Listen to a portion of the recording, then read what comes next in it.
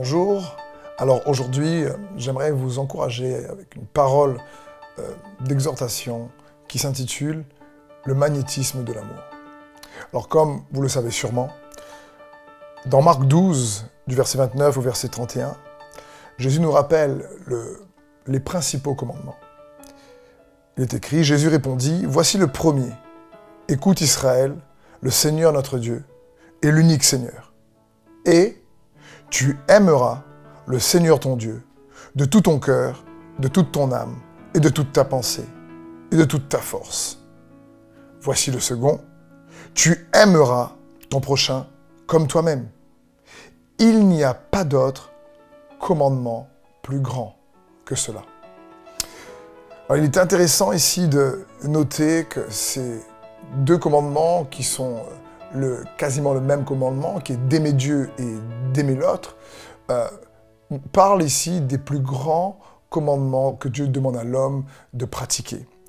Et lorsque Dieu dit « voici le premier », qu'est-ce que cela veut dire réellement que ce commandement soit le premier? Cela parle en réalité que ce premier commandement doit être premier dans tout. Ce premier commandement parle d'aimer. Aimer doit arriver en premier dans notre vie, dans notre relation de couple, dans notre relation en tant que parent, dans notre relation d'amitié, au travail. Aimer est un commandement qui doit être pratiqué constamment. Non pas premier parce qu'il y a un deuxième, un troisième, un deuxième commandement qui remplacerait ou viendrait après l'amour. C'est-à-dire que l'amour doit être diffusé dans tout ce qu'on fait. C'est la stratégie de Dieu, en réalité, pour que son peuple soit aussi un peuple qui attire ceux qui ne connaissent pas Dieu à lui. Dieu veut qu'on mette l'amour en premier parce que l'amour nous met en premier. Quand tu aimes quelqu'un, cette personne aura tendance à réellement t'apprécier et t'aimer en retour. Dieu nous demande, c'est un principe de réciprocité. L'amour est magnétique. Quand tu aimes les gens, alors non seulement ils se sentent aimés, et tu te rends compte que semer l'amour, c'est le meilleur investissement que tu peux faire dans la vie de quelqu'un, dans ta propre vie. Parce que l'amour porte du fruit, toujours. Aimer les autres, c'est la meilleure chose que tu puisses apprendre à faire chaque jour. Car l'amour, si tu sèmes dans l'amour, tu récolteras cet amour. C'est l'amour en premier, c'est la stratégie de Dieu quelque part pour te mettre aussi en premier. Parce que c'est l'amour qui nous distingue. C'est l'amour de Christ en nous qui fait de nous les enfants de Dieu en réalité. La marque distinctive d'un enfant de Dieu ou d'un disciple de Jésus-Christ, c'est l'amour.